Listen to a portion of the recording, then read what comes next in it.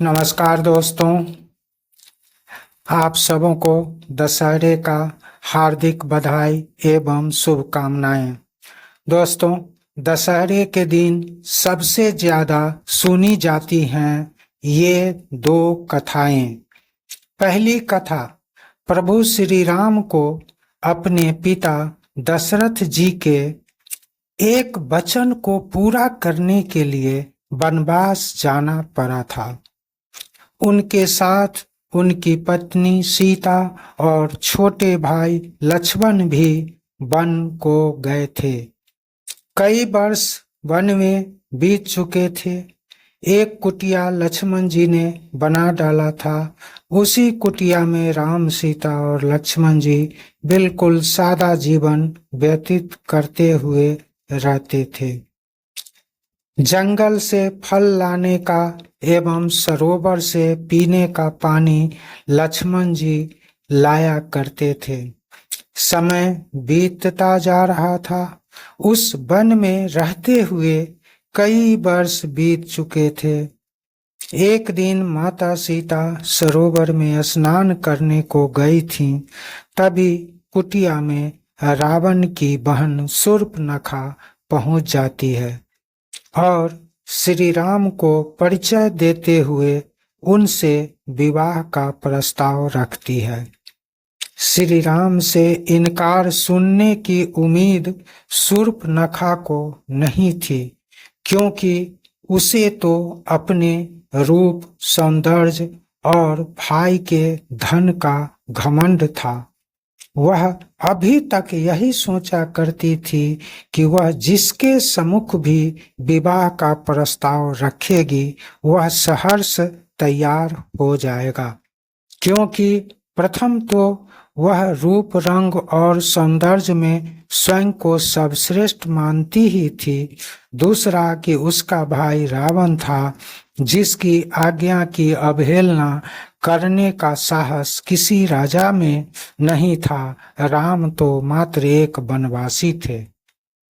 राम ने ही कहा कि मेरा छोटा भाई लक्ष्मण है, तुम उसके सम्मुख यह प्रस्ताव रख सकती हो। वह लक्ष्मण के पास पहुंची।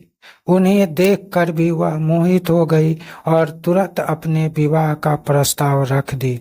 लक्ष्मण जी के बार बार मना करने पर भी वह नहीं मानी और उनको तंग करने लगे। लक्ष्मण जी को क्रोध आ गया। उन्होंने तलवार से उसके ऊपर हमला कर दिया, जिससे उसकी नाक कट गई। वह रोते बिलखते रावण के पास पहुंची और सारा वृतांत कह सुनाई।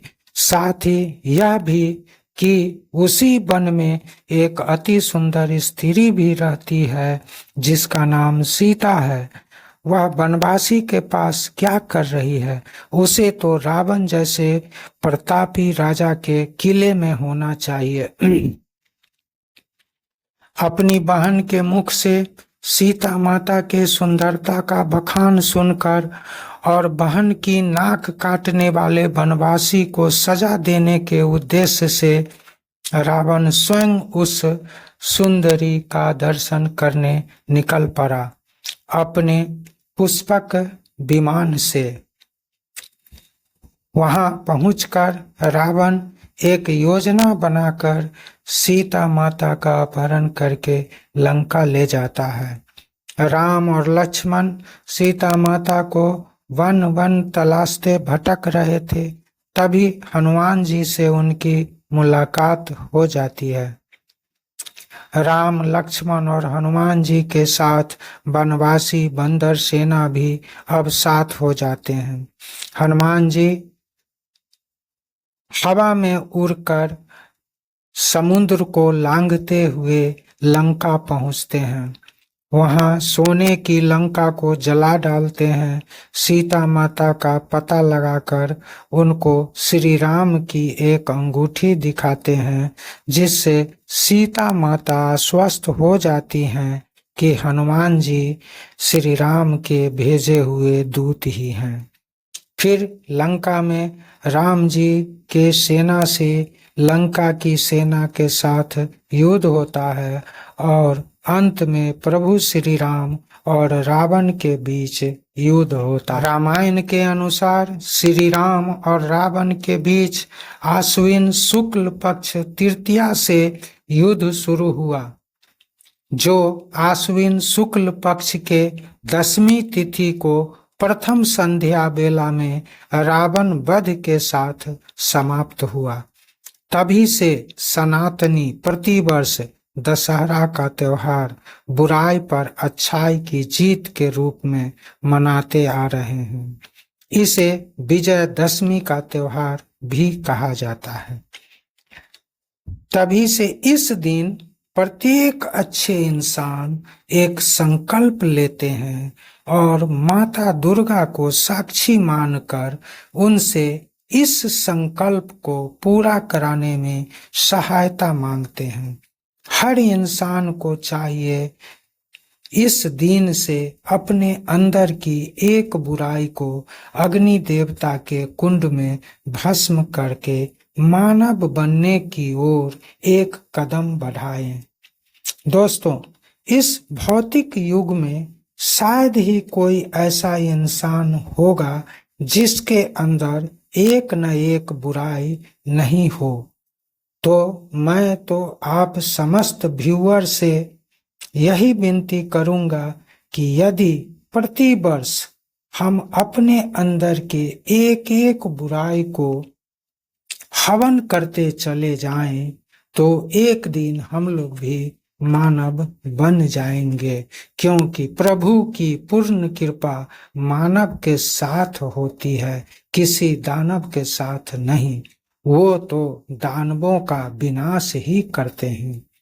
दोस्तों, विजयदशमी के पावन त्योहार पर आइए हम मानव बनने की ओर अपना एक कदम बढ़ावें। Be human. मैं तो समझता हूँ यह पर्व हमें संपूर्ण ज्ञान, बुद्धि, बल और मानवता की पाठ पढ़ाता है। यह बुराइयों पर अच्छाई की, असत्य पर सत्य की ही विजय नहीं है, बल्कि मानवता की जीत है, राक्षसों के विनाश का पर्व है। दशहरा के इस पावन पर्व की कथा सुने बगैर हमारा जीवन सफल नहीं हो सकता है। बच्चे बच्चे को यह कथा सुननी चाहिए, ताकि अभी से ही पनप रही बुराइयां के अंदर से नष्ट हो जाए, उन्हें वो त्याग कर योग्य नागरिक बनने की ओर कदम बढ़ा सकें। दोस्तों, दूसरी कथा माँ दुर्गा से जुड़ी हुई है। कथा संक्षिप्त में इस प्रकार है।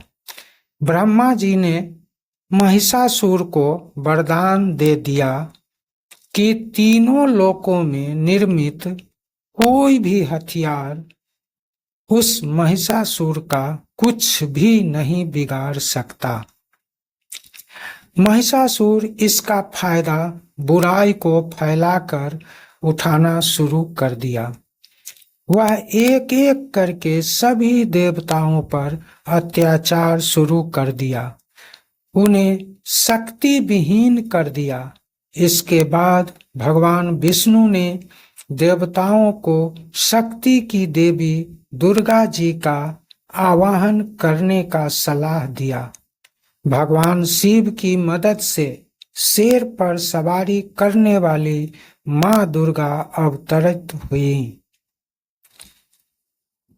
उन्होंने तमाम राक्षसों का वध किया, जिनकी कथाएं पिछले वीडियोज में बताया गया है। नवरात्रि के 9 दिनों में दुर्गा माता के 9 रूपों का वर्णन हम सुनते हैं। दशहरा के दिन हम बुराई पर अच्छाई की, असत्य पर सत्य की विजय की खुशियां मनाते हैं। दोस्तों, दशहरा के पर्व से संबंधित अनेक पौराणिक कथाएं प्रचलित हैं, जिनमें से कम ये दोनों कथाएं हर सनातनी को प्रतिवर्ष अवश्य सुननी चाहिए और कम से कम अपने अंदर की एक बुराई पर प्रतिवर्ष विजय प्राप्त करने का दृढ़ संकल्प लेना चाहिए ताकि हम बढ़ सकें, हमारा देश बढ़ सके और भारत की ऋषि परंपरा कायम रहे। भारत ही विश्व गुरु था, आप चाहेंगे तो फिर से विश्व गुरु बन जाएगा। यदि कथाओं से आपका थोड़ा भी ज्ञान वर्धन हुआ हो तो कृपया वीडियो को लाइक कर दीजिए, चैनल को सब्सक्राइब कर दीजिए और दोस्तों में शेयर कर दीजिए। अपना जो भी सुझाव हो कमेंट में जरूर लिखिए और बेल आइकन को जाते जाते अवश्य क्लिक करते जाइए। माता रानी, प्रभु श्री राम एवं हनुमान जी की कृपा आप पर बनी रहे, इसी शुभकामना के साथ आज्ञा चाहूँगा।